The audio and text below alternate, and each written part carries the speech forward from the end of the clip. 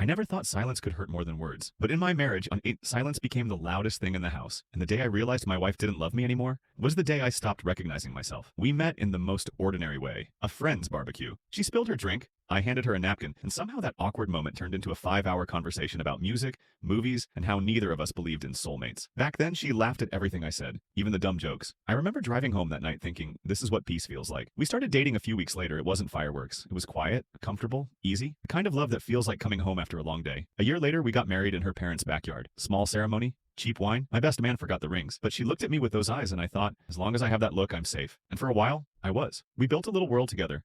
A small apartment, lazy Sunday mornings, burnt pancakes. Arguments over who forgot to switch the laundry. Nothing special to anyone else, but everything to me. It didn't happen overnight. At first, it was little things. She'd come home from work, quieter than usual. Stop asking how my day was. Dinner went from conversations to silence broken only by the sound of silverware. Then the phone started staying face down. Late night meetings, a perfume scent I didn't recognize lingering on her clothes, but the worst part, she stopped saying, I love you. I'd say it before bed, like always, and she'd just smile. Not in a cruel way. Just empty. Like the words didn't fit her mouth anymore. One night, I asked if everything was okay. She said she was just tired.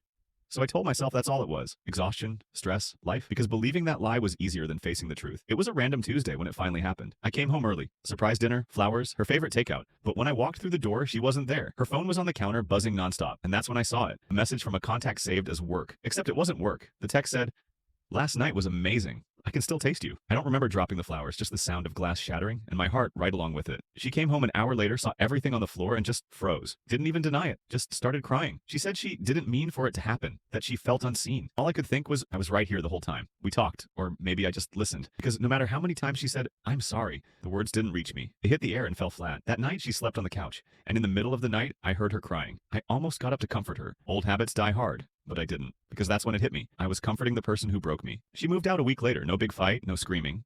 Just quiet boxes, folded clothes, and a goodbye that didn't feel real. The house feels different now, colder. The coffee machine still makes 2 cups, out of muscle memory. Sometimes I catch myself reaching for my phone to text her, before remembering there's no one on the other end anymore. Friends keep telling me I'll heal with time. But healing feels like trying to rebuild a house on ashes. I still see her sometimes, online, smiling in pictures. She looks happy, and I tell myself I'm glad she found that, even if it wasn't with me. People always ask how I knew it was really over. It wasn't the cheating. It wasn't the lies. It was the moment I looked at her and realized I'd forgive her if she asked, and she didn't. So yeah, silence can hurt more than words. And sometimes, I love you doesn't end with goodbye. It ends when the other person stops meaning it. If you've ever loved someone who stopped loving you back, you already know. You don't really lose them all at once. You lose them a little more every day.